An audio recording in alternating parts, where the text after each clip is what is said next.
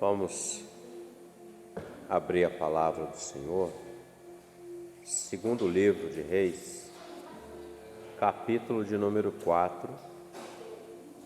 Nós vamos ler o verso de número 21. Segundo Reis, capítulo 4, verso 21. Aleluia. Tu és fiel, Senhor. Tu és soberano, Jesus. Amém, queridos? E subiu ela, diga subiu, e o deitou sobre a cama do homem de Deus, e fechou sobre ele a porta e saiu. Diga fechou. E saiu. Amém? Pode se assentar.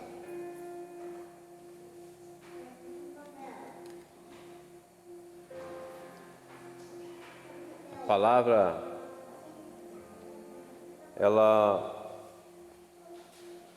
esse verso que lemos nessa noite, ele vai falar de um momento em que aconteceu uma situação drástica, ruim na vida desta mulher. O texto está falando de um momento onde a mulher sunamita,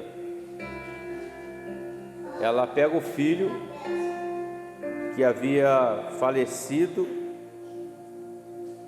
e ela coloca esse filho morto na cama, na parte de cima da casa dela, onde ela abrigou ou dava guarida e alimentava o profeta Eliseu. Todos nós estamos sujeitos a situações que nós não esperamos, situações que acontecem de repente nas nossas vidas, e elas são situações difíceis. Uma enfermidade que vem e nós não temos recursos às vezes para lidar com ela, ou uma enfermidade que nós sabemos que é uma enfermidade que não tem cura. Às vezes as portas se fecham e a situação da noite para o dia fica caótica, difícil. Também situações do relacionamento em que tudo de repente parece que vai desabar e não há muita expectativa, não há muita esperança em nós, às vezes. Tudo que nós não esperamos, o chamado dia mau ou difícil da nossa vida, pode acontecer. Veja que nós estamos passando por esse momento de pandemia, estamos entre aspas aí no final dele, digamos assim, mas no começo foi muito difícil, porque as notícias eram terríveis. Todo dia tinha gente partindo, famílias chorando, famílias não podiam sequer velar os últimos momentos ali com aquele seu ente querido, de imediato eram sepultados. Pessoas estavam perdendo os seus empregos, empresas tentando lutar para se manter viva, algumas delas não se manteve, outras estão caminhando até hoje, não se sabe ainda incerto. Então são situações que muitas das vezes ela vem sobre nós, o imprevisto, o que nós não queremos que aconteça, às vezes acontece. E a grande pergunta que fica para nós é: qual é o meu comportamento diante disso? Quando você e eu recebemos uma notícia avassaladora, difícil, qual é o meu comportamento? Eu recebo aquilo como um impacto, isso me leva para baixo, me desestimula, ou eu absorvo aquilo e luto de alguma forma. Qual é o meu comportamento? Esta mulher de Sunem, a Bíblia aqui não fala o nome dela, só diz que é a mulher que morava em Sunem, chamada mulher sunamita. Esta mulher, ela, no contexto aqui, fala que ela via Eliseu passar todos os dias naquela região. Eliseu fazendo a obra do Senhor, o sucessor do profeta Elias. E ela, conversando com seu esposo, ela disse assim: eu vejo que esse homem é um homem de Deus, e ele passa sempre aqui. E ela combinou com o esposo de poder construir um quarto para que ele pudesse ter hospedagem no período em que ele estivesse naquela região fazendo a obra do Senhor. Aquilo acendeu no coração dela aquele desejo de fazer algo para ele, fazendo para Deus, na verdade. E o esposo concordou. Eles construíram um quarto, colocaram mobílias nesse quarto, cama, cadeira, mesa, um candeeiro. Então, todas as vezes que Eliseu ia para aquela região, ele não ficava relento, ou caverna, ou cabana, nada disso. Ele tinha um lugar preparado. Era na casa desta mulher sunamita. A palavra diz que Eliseu, ele pensou um pouco depois sobre isso, refletiu e disse assim: o que eu posso fazer por esta mulher? Já que ela tem nos tratado com tanto carinho, ela tem nos tratado com tanto zelo. E Eliseu ficou pensando: o que eu posso fazer por ela, por esta mulher, pelo cuidado que ela teve com o homem de Deus. E Eliseu perguntou para ela: o que eu posso fazer? Você quer que eu vou ao rei e peça alguma coisa por você? Você quer que eu fale com o general? O que eu posso fazer? E a mulher disse assim: não, meu senhor, eu habito no meio do meu povo. Só isso que ela disse. Ela não queria nada. Ela não queria que fosse ao rei e desse alguma coisa para ela, ouro, prata, posses, nada disso. Ela era uma mulher rica, mas ela não queria nada disso. Também não queria que fosse ao general e guerreasse algo por ela, nada disso. Ela simplesmente disse: eu habito no meio do meu povo. Então essa mulher, o que ela estava fazendo era algo tremendo, meus irmãos, o que pouquíssimas pessoas conseguem entender e alcançar. E Eliseu ainda assim ficou refletindo. Ele fala com Geazi: o que eu posso fazer? Ela tem nos atendido, nos ajudado, nós nem pedimos, ela de prontidão nos ajuda. Geazi disse assim: olha, ela não tem filho, o esposo dela já é de idade. E Eliseu chama aquela mulher e fala assim: olha, daqui a um tempo, desse tempo, um ano, você dará à luz a uma criança. A mulher até fica assim: meu senhor, não mintas para mim. E a palavra diz que passou-se exatamente aquele tempo e ela deu à luz. Veja bem, meus irmãos, a mulher tinha condições financeiras, tinha posses, mas faltava ainda algo para completar a vida dela. Faltava ela gerar um filho, ela dar à luz. A expressão dela dizer ao profeta: não mintas para a tua serva, é como ela dissesse assim: você está falando isso aí, mas não vai acontecer. Não, ela está dizendo: se é para acontecer, que aconteça. E Deus honrou a palavra e deu a ela um filho. Então o Senhor completou algo muito maravilhoso na vida daquela mulher, daquela família. O pai, a mãe e um filho. Completo, tudo certo, tudo bem, tudo ia bem, na paz do Senhor. E o texto diz que o menino cresceu e ele foi trabalhar com o pai dele na lavoura, junto com os segadores. E lá ele começa a reclamar que ele sentiu uma dor de cabeça. Ele disse: está doendo a cabeça, está doendo a cabeça. E o pai, isso é típico de pai, né? Pega o servo dele e fala assim: leva para a mãe. Está doente, leva para a mãe cuidar. E levou para ela.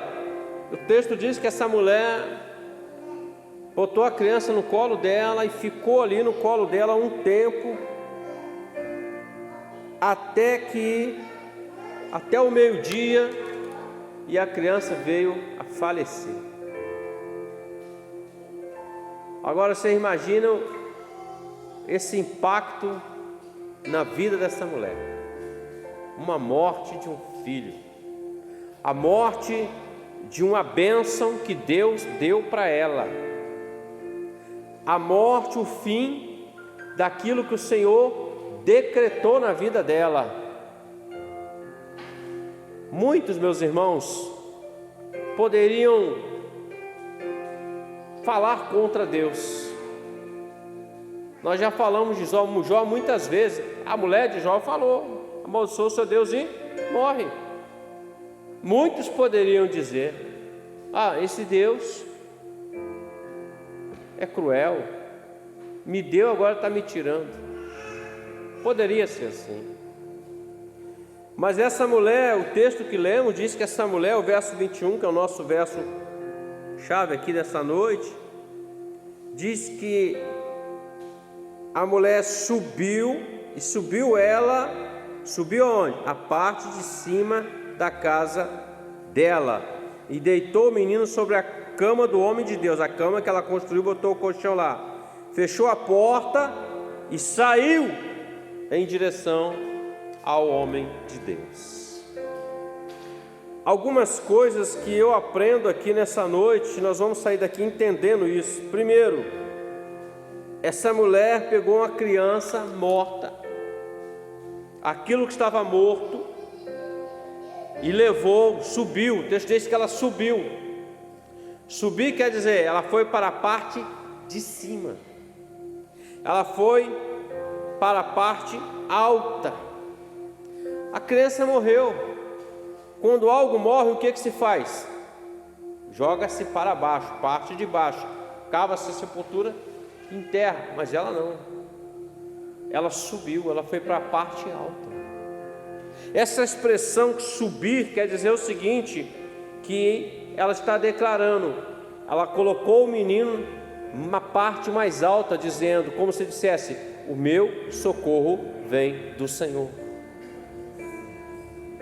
Ela tinha um milagre na vida dela, meus irmãos, e por alguma situação aquilo estava morto, mas ela não blasfemou, mas ela elevou ele para o alto.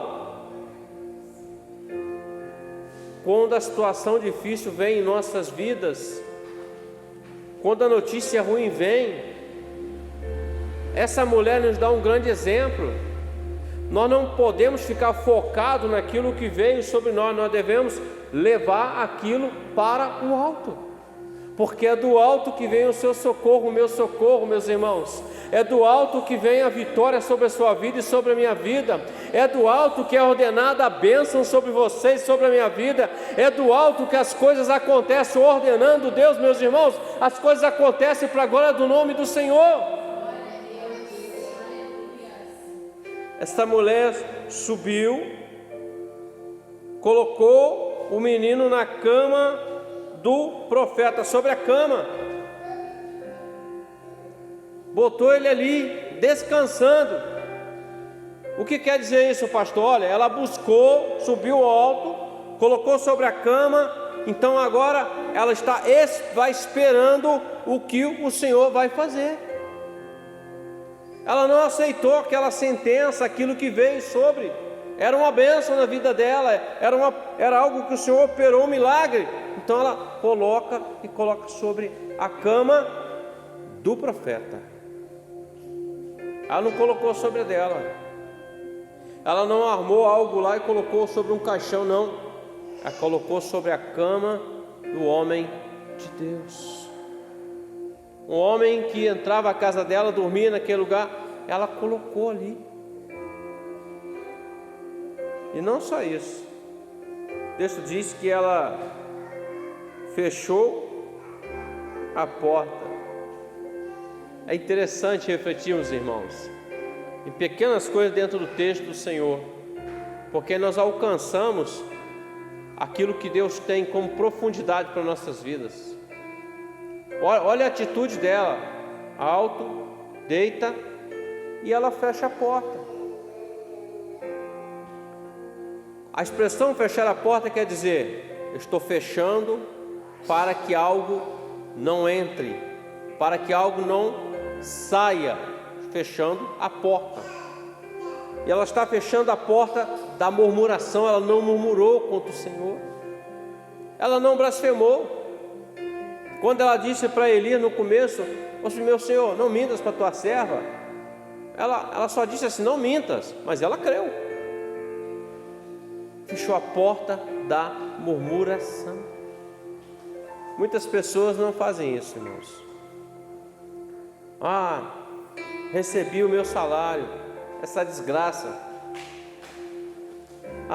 Mas é tão pouquinho, não dá para nada. Olha só. Então, quando a pessoa recebe algo e ela murmura, ela está fechando os céus sobre ela.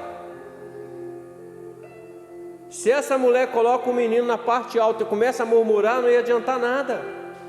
Não adianta nada eu colocar algo na parte de cima, buscando o socorro de Deus, acreditando no Senhor, e começar a murmurar sobre aquilo que eu estou clamando a Deus. Não adianta. O Senhor tirou um povo do Egito. Mais de 2 milhões de pessoas saíram de lá. E o Senhor tira eles com mão forte e poderosa. Nós não vamos encontrar na palavra sinais tão tremendos como o Senhor operou lá no Egito. Então foram tão tremendos, meus irmãos, que quando o povo saiu, começou a caminhar, as outras nações, os outros povos começavam a dizer assim: esses aí são aqueles hebreus que o Deus deles destruiu o Egito. Mas aquele povo que viu o milagre, que viu a operação, que viu a libertação, que o Senhor cumpriu a palavra depois de mais de 400 anos, aquele povo começa a caminhar em direção a uma promessa, mas murmurava sempre. O Senhor entra com eles pelo deserto. O Senhor livra eles das guerras que havia ao redor. Aí o Senhor manda maná, pão para eles. Eles começam a reclamar: mas todo dia pão. Sabe aqueles que falam assim: todo dia feijão, arroz com ovo, todo dia ovo. Pelo amor de Deus, dá glória a Deus, filho. Dá glória a Deus que tem o arroz, tem o feijão, tem o ovo. Dá glória a Deus que a provisão do Senhor está na sua vida. Dá glória a Deus que ainda tem um mingau de fubá, porque Deus é Deus da provisão, da providência, meus irmãos. E a murmuração, ela fecha os céus, mas o aleluia, o glória, o agradecimento, o ser grato, ele abre os céus sobre as nossas vidas. E Deus não envia só o maná, não. Deus envia a carne, Deus envia o recurso, Deus envia aquilo que é necessário para a sua vida e para a minha vida. Então a porta da murmuração, ela tem que ser fechada todos os dias.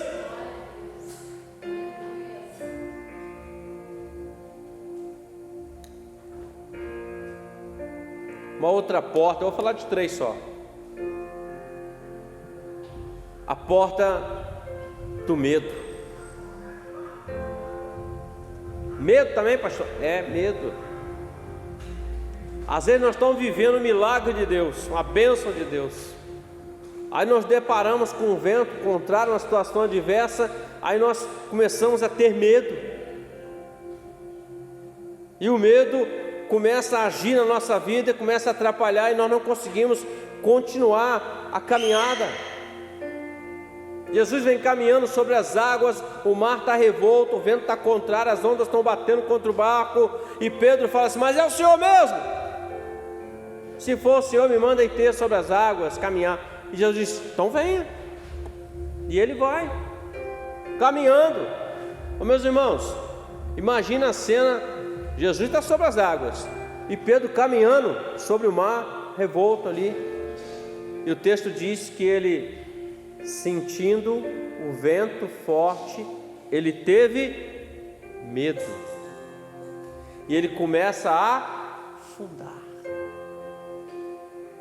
Aí Jesus socorre ele e fala assim: homem de pequena fé. O medo leva a uma outra porta chamada incredulidade. O medo impede que o homem possa vencer os gigantes dessa vida. Israel estava cercada e o gigante lá, não tem homem aí? Esse Deus de Israel, que Deus é esse que não dá vitória para vocês? Não tem homem aí para guerrear? Matava todo mundo com medo. Ninguém falava, mas estava, é lógico, né? Um homem de 3 metros de altura, então não quietinho, não. Falava que ele é um grande guerreiro, nunca perdeu, mas ninguém falava que estava com medo de guerrear com ele. Até que vem Davi. Davi vem sem aparato nenhum de guerra. Ele olha e ele identifica e fala assim: quem é este incircunciso filisteu para afrontar o exército do Deus vivo? Sabe quem é o exército do Deus vivo? Você e eu, os servos do Senhor. Toda afronta que vem contra as nossas vidas, a guerra não é nossa, meus irmãos. A peleja não é nossa, a peleja é do Senhor. Nos cabe somente a nós orar, buscar o Senhor, porque é Ele quem guerreia as suas guerras, é Ele quem guerreia as suas causas, suas questões, e Ele é Deus, meus irmãos, que chega na hora certinha para operar na sua vida e na minha vida. Medo e incredulidade. Eu falei de Israel no deserto, eles murmuravam, e aí Deus lá no finalzinho, lá quando eles voltam do espiar a terra, aí o negócio ficou apertado, porque eles viram a terra, provaram do fruto, e eles disseram assim: nós somos como gafanhoto diante deles, nós não podemos com ele. Vamos voltar para o Egito, Moisés. E inflamou o povo para voltar ao passado. Deixa eu falar aqui uma coisa aqui. O Egito, que é o mundo, não nos cabe mais.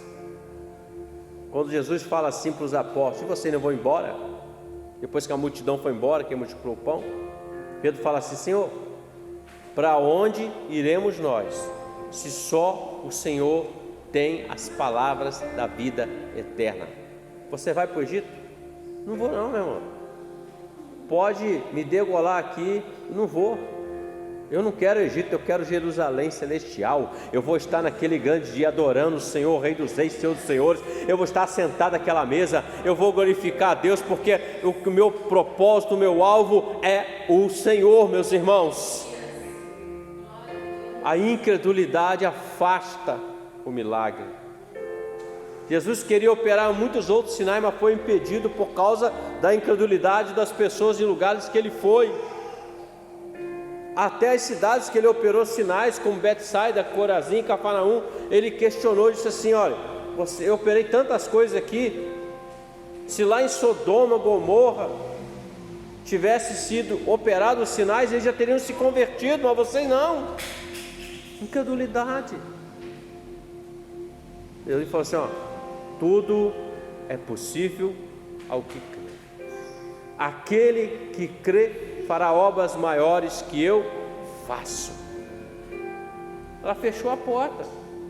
Ela não deixou nada entrar no coração dela. Ela não deixou murmuração, ela não deixou incredulidade, ela não deixou o medo entrar no coração dela. Ela simplesmente colocou ele no lugar alto, botou o menino na cama, fechou a porta e saiu. Saiu para fazer o quê? Para buscar do Senhor.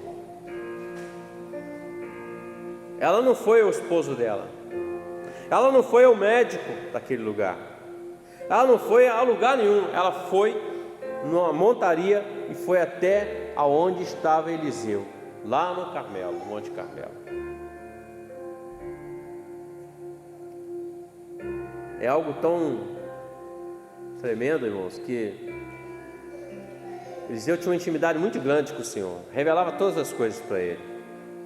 Mas quando ela vem vindo de longe assim, ele vê, e Eliseu fala assim: aí vem a sunamita, vai lá, ô Geazi, pergunta para ela se está tudo bem. Aí o Geazi pergunta: ei, está tudo bem? Ela falou assim: vai tudo bem.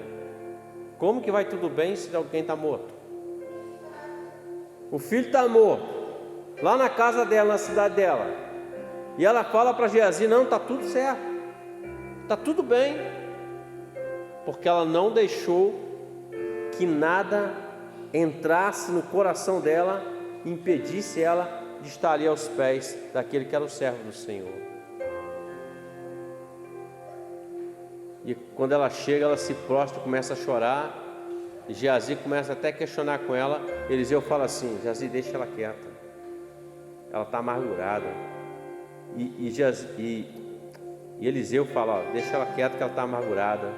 E Eliseu ainda fala assim: e o Senhor me encobriu o que está acontecendo com ela. Aí fala, o Eliseu fala assim: Geazi, pega meu cajado e vai lá na casa dela, coloca sobre o menino. Não adiantou nada. Aí Eliseu foi, deitou sobre o menino, uma, duas, e o fôlego de vida voltou ao menino, e ele pegou o menino, a bênção, a promessa de Deus, e entregou para ela vivo. Mas e se ela fizesse o oposto? E se ela murmurasse, se ela não acreditasse, se ela não levasse ele para o alto? Certamente ele estaria morto. Mas ela fez diferente, meus irmãos. E ela nem era hebreia, sunamita, sunem, mas recebeu do Senhor a bênção. Então, quando eu olho para essa situação, ela disse: não, vai tudo bem. Mas como que vai bem? Já viu assim? E aí, como é que você está? Ah, está uma droga só. E nada mudou. Olha, nem sei se vai mudar. Vocês lembram de Ezequiel 37? Poderão viver esses ossos? Ezequiel podia dizer assim: ó, acho que não tem mais jeito não, já tá osso, né? Virando para pó. Mas ele não, ele disse assim: tu sabes, Senhor Jeová, tu sabes. E o Senhor dá para ele a receita: profetize então, diga aos ossos secos, ouvi a palavra do Senhor. E assim ele fez, e houve restauração, houve vida, meus irmãos, a vida voltou. Então, meus irmãos, preste bem atenção: o Senhor tem uma bênção para você, o Senhor tem uma promessa sobre a sua vida e sobre a minha vida. A maior promessa que o Senhor fez para você e para mim é o seguinte: nós estaremos com Ele na eternidade. Pode acontecer muitas coisas, notícias ruins, dificuldades, mas não deixe que isso roube de você essa principal promessa do Senhor na sua vida. Feche a porta da incredulidade, feche a porta da murmuração, feche a porta do medo e eleve para o alto ao Senhor, porque quando nós colocamos diante do Senhor, tenha certeza de uma coisa: a resposta vem, o cuidado do Senhor vem para você e vem para mim. E aí, como é que está a sua vida? Graças a Deus, tudo bem. Só você e Deus que sabe o vento que você está passando. Graças a Deus está tudo bem. O apóstolo Paulo fala isso: em tudo dai graças, porque essa é a vontade de Deus. Quando alguém diz assim, então a desgraça, ele está dizendo: desprovido da graça de Deus.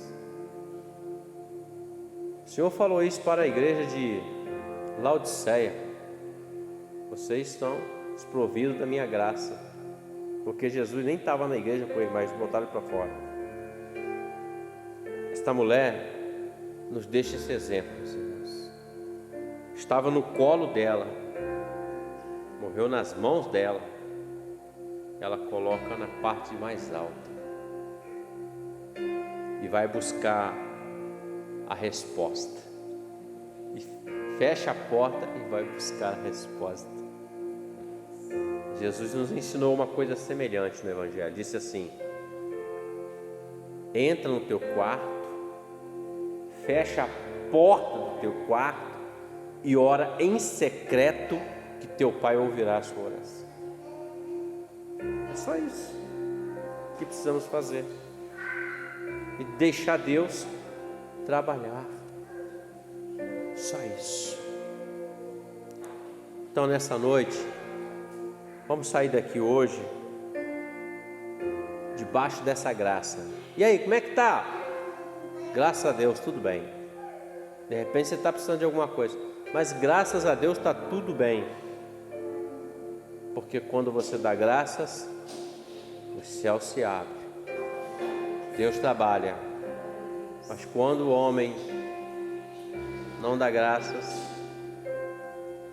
o que é 5 pães e 2 peixes para mais de 5.000 pessoas? Aparentemente nada. O que é 200 dinheiro para comprar pão? Então me dê. Jesus já agradeceu, entregou, alimentou mais de 15.000, e ainda sobrou 12 cestos cheios de pães. Essa é a bênção do Senhor sobre a sua vida e sobre a minha vida. Quando damos graças, Deus vem poderosamente para que o nome dele seja glorificado na sua vida e na minha vida, queridos irmãos. Glória a Deus. Vamos orar ao Senhor e agradecer por esta noite, amém?